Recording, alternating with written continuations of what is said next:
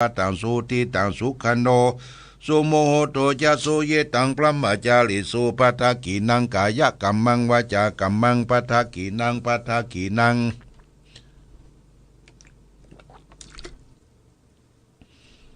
มโนกัมมังปณิทิเตปัฏกินานิกัตตวนัลลปันตเตปัฏกิเนโสอัทธรโตสุขิโตวิรุณโหพุทธศาสเน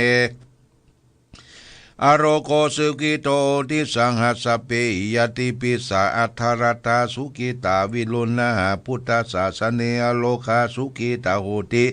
สหัสสเปยติปิเตอัทธรตาสุกิตาวิรุณหาพุทธศาสเนอโลคาสุกิตาโหตสหัสสเปยติปินัตถิเมสารนังอัญญังพุทโธเมสารนังวรังเอเตนะชัจจวัจเจนะหุนตุเตชัยมังกลังนัตถิเมสารนังอัญญังธัมโมเมสารนังวรังเอเตนะชัจจวัจเจนะหุนตุเตชัยมังกลังนัตถิเมสารนังอัญญังสังโฆเมสารนังวรังเอเตนะชัจจวัจเจนะหุนตุเตชัยมังกลังยังกินจิรัตตันังโลกิวิสัตติวิวิตังพุทโธรัตนาพุทธสมานาติตัสมาโสติงภวันตุเตยังกินจิรัตนังโลกิวิสัตติวิวิตังพุทโธรัตนังธรรมะสมานาติตัสมาโสติงภวันตุเตยังกินจิรัตนังโลกิวิสัตติวิวิตังพุทโธรัตนังสังฆสมานาติตัสมาโสติงภวันตุเตหิริโอตปะสัมปันนาสุขธรรมาสมัยตาสันโตสัพพุริสาโลเกเทวธรรมาติวุจเรสันติปะขาปัตนาสันติปตาวัญชนามาตาปิตาชนิกันตังชาตะเวตังปฏิกัมมัญจญาชนากาตาพุทธเจตวามลังสวานังจตุสัตตังมันตังรังสัญญีปิวิโสนาราสภา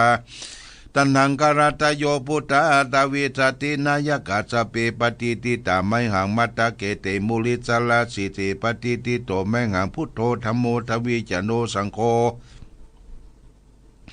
ปฏิติโตไมหังอุเรสปะหัตโยอเทเยมิหรุรุโตสาริปุโตจัตตกิเนโกตัญโยปิติปะกัสสมิโมคคลโนจวามะเก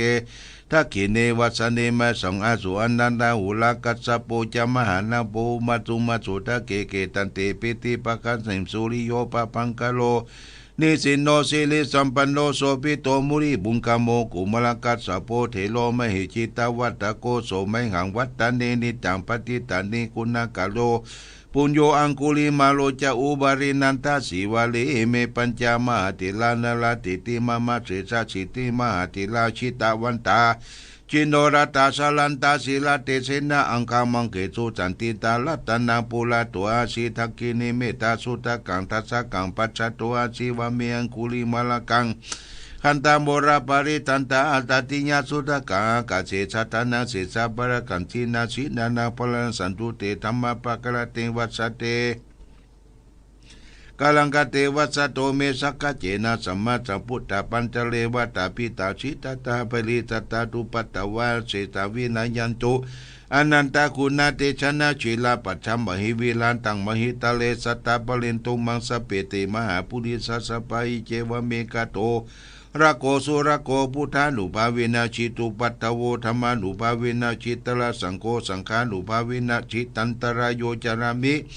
ธรรมานุภาปริโตติชยปันตละกถานิติตา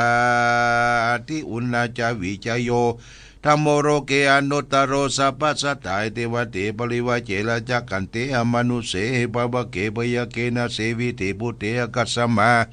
มรณะโมโตตาเปตัวกรรมจาริตันตเสวานุภาเวนะหุนตุเตโวสุขิตตาสุทธสีลังสมาทายะธรรมสุจาริตันจาริตัสเสวานุภาเวนะหุนตุเทโวสุขิตตาลิขิตังตินติตังพูตังทาลานังวัจนังคลุงปะเลตังเตสนันตุตัวตัสสะยุปวัตติเพสัจยังเทวมนุสนังกัตุกันติติตังละตังอัมปิลังละวันเจวัสสัพพะยติวินาสันตุเอกทวิติจตุปัญจชตาติตังตัทายวัตุขาวินาตันตุชีวิตันนังตัตันตุเตชีวิตันนังตัตันตัสสะอายุวันนังสุขังพลัง ชีวิตานานุภาเวนะตุเทวสุขิตาตาชีวิตานังจะโยธาตังโอสตังอุตตมังวรัง สาลีลังทุกังนาเตติเปสัจจังธานามุตตมันตัสสมะกัลยานังสัพพยังพรหมยังปุญญานิปาลโลกัสสมิงปฏิทาโอติปฏินังอิมินาชีวิตตินาตุมังกังกิงภวิสติทิกายุกาสตาโอโตสุขิตาโอโตสัพพตาโยโสทัตตังกศิลาวัติตุตติตุนานาพลังทัตวาชีวิตานังมหาพลังเอวังมหิติกาเอสายาติตังปุญญาสัมปทาตัสสมาธิลาปัสสังสติปัจจิตากันตังอวนติอันติอุณาจาวิจโยนิติโตอาทิโลเกศิลาคุโนสัจจังโสจยานุตตยาเตนะสัจเจนะกังหามิสัจจกิริยามนุตตลังอวชิตวธรรมะพลังจริตวบุพเกสิเนสัจจปรมวิสายะสัจจกิริยามหังสันติปะขาปัตนาสันติปัตตาวัญจนามาตาปิตาชนิกันตังชตเวทปฏิกัมมันสหสัจเจปเตมหังมหาปัจฉลิโตสิกิวัตสิเสโสรัสการิสานิอุทกังปัตตวาปัตตวายตาสิกิสัทเทสัจเจนะเมโนนะโมเดสามิสัจจปาระมิติทุกขปัตตาจนิทุกขปยปัตตาจนิปยสุขปัตตาจนิสุขาหุตุสัพพิปิปานิโนเอตวัตตาจะอเมสัพพตังปุญญาสัพพตังสัพเพเทวานุโมทันตุสัพพสัมปติสิทธิยาทานันตันโนสัตตายาศีลาลขันตุสัพพทาภาวนาปิลันตาหุตุขัฉันตุเทวตาคาตาสเปปุตตาปรปัตตาปเจกันนันจะยังปรังอรหันตานันจะจิเตนาลกังปันตามิสัพพโสสุโขพุทธานังอุปโตสุขัสสะธรรมเทศนาสุขัสสังกัสสะสัมมังคีสัมมาคันตังตะโปสุโขคติโยเสโนสัตตมิงยิโคตปฏิชายิโนวิสาจารณะสัมปันโนโสเสโตเทวมนุเสเทวตปฏิอาทิโตรัติมาสันติมาขันตโตคติโยตปฏิสยิตปฏิปรมาโนอัตถะปะปะโหลตังปุตโตตปฏิเตสัสสาโรคญาปรมาราภาสันตุติปรมังทานังวิสัสสาปรมายตินิพพานังปรมังสุขังจบญาติโยมท่านสาธุชนทั้งหลายสุดท้ายก็ขออำนวยอวยใจคือท่านผู้ฟังทั้งหลาย